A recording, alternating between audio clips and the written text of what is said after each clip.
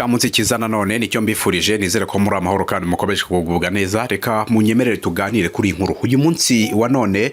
Perezida w'u Rwanda Paul Kagame amakuru aratubwira yuko yahuye na mugenzi we Perezida Antoine Tshisekedi bagahurira i Buruseli mu gihugu cy'Ububiligi. Reka tuganire ku byaba bagabo baganiriye, ariko kandi hari ibyo Tshisekedi yasabye Perezida w'u Rwanda Paul Kagame nabyo tubiganireho.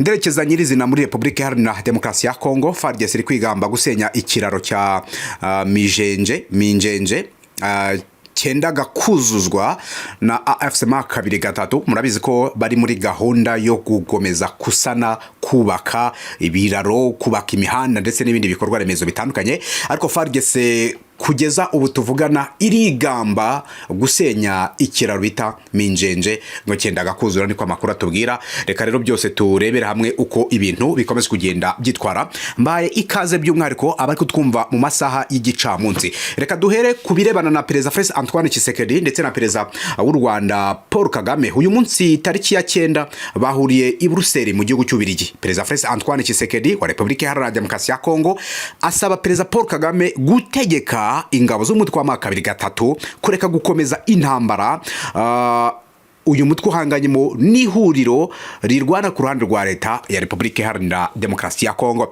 Tshisekedi rero ibingibi yabisabiye i Buruseli mu Bubiligi, aho we na Perezida Paul Kagame bitabiriye inama y'abakuru b'ibihugu yiga uko isi yarushaho kwegerana ndetse no gukemura ibibazo bitandukanye bishingiye ku bukungu. Iyi nama kandi yabaye mu gihe hashize imyaka hafi 4 ingabo za leta ya RDC zihanganye mu ntambara n'umutwe wa 2-3 urwanya ubutegetsi bwa kiriya gihugu. Kinshasa rero ishinja u Rwanda kuba ari rwo ruha ubufasha uriya mutwe kuri ubu ugenzura ibice byinshi bitandukanye by'uburasirazuba bwa Kongo, by'umwihariko mujyi wa Goma na Bukavu. Gusa u Rwanda rwo inshuro nyinshi rwakunze guhakana ubufasha ruhereza uriya mutwe, ahubwo rwo rukagaragaza ko rwashyizeho ingamba z'ubwirinzi. Ngira ngo murabyumva rero ni inama aba bombi bitabiriye. Ubu tuvugana baranicaranye na Ramaphosa hari cyo yavuze muri inama. Tshisekedi ariko we ku ruhande rwe ubwo yagezaga ijambo kubitabiriye iriya nama izwi nka Global Gateway Forum 2025, yavuze ko kuva yaza ku butegetsi atigeze na rimwe agaragaza imyitwarire yo kuba yajya mu ntambara n'u Rwanda, Uganda cyangwa se undi muturanyi uwo ari we wese mu baturanyi 9 igihugu cye gikoraho.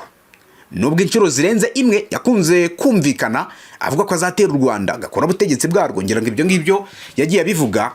Ubu none yongeye kwivuguruza aravuga ati nta n'umunsi n'umwe nigeze mbingamirira, nta n'umunsi n'umwe nigeze mbivuga. Kandi ibyo ngibyo ni ibintu byagiye byumvikana cyane ubwo hari kuba campaign y'amatora y'amatora yagombaga kuba, ngira ngo ni mu mpera za 2023 nibwo agiye bivuga cyane.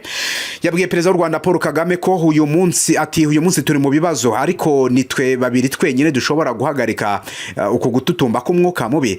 Tshisekedi kandi yavuze ko mu mwaka ushize u Rwanda na RDC babifashijwemo na Perezida John Lorenzo wa Angola muri iki gihe uyoboye Afrika yunze ubumwe byari bigeze ku kigero nk'icya 85%, niko yabivugaga, cyo kugera ku mahoro arambye. Gusa birangira Perezida Paul Kagame ngo atitabiriye inama yagombaga gusinyirwamo amasezerano y'amahoro. Urumva ko n'ubundi si ibibazo aracyabigereka kuri nyakubahwa Perezida Paul Kagame. Yavuze ko nubwo ibyo byabayeho ntarirarenga kuko kuba hari icyakorwa